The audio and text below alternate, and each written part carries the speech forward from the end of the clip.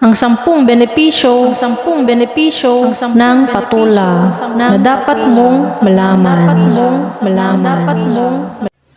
Una, nakakapagpababa ito ng blood pressure level. Pangalawa, nakakatulong ng pagbaba ng cholesterol level. Ang patula pala ay mataas ito sa vitamin C content. Isang antioxidant na nakakatulong sa paglaban sa mga free radicals na sumisira sa mga cells at tissue ng katawan. Pang-apat, nakakapagpalinaw ito ng mata. Dahil mayroon itong vitamin E o beta-carotene na mahalaga para sa kalusugan ng mata. Panglima, ay nakakapagpaganda ito ng iyong balat. Maganda ito para sa may mga dry skin at premature aging, lalong-lalo na sa mga may wrinkles na.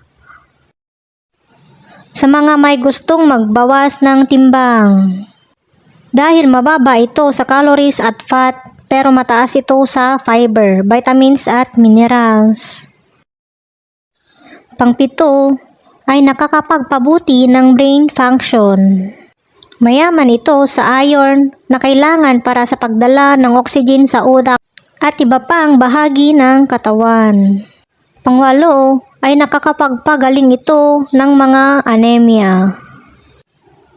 Dahil mayroon itong vitamin B6 at iron na isang mineral na kailangan para produksyon ng hemoglobin at bahagi ng red blood cells.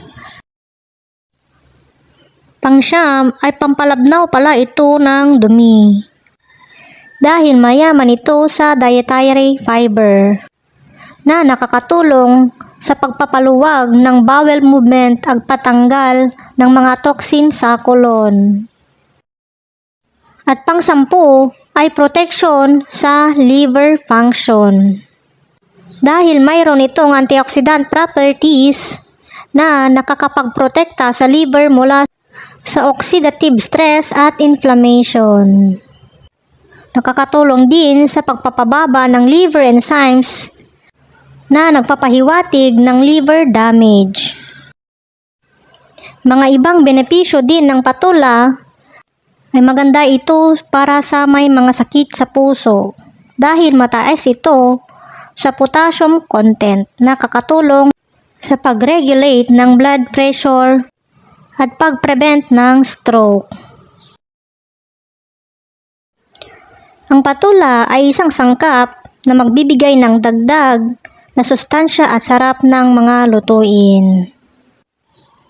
Ito ay maaaring kumbinahin sa iba't ibang mga rekado at sangkap tulad ng bawang, sibuyas at kamatis, hipon, baboy, manok o gulay. Ang patula ay isang masarap na paraan upang makakain ng mas maraming gulay at makatulong sa kalusugan. Dapat ang patula ay sariwa at matigas. Pumili ng patula na may makinis at makintab na balat.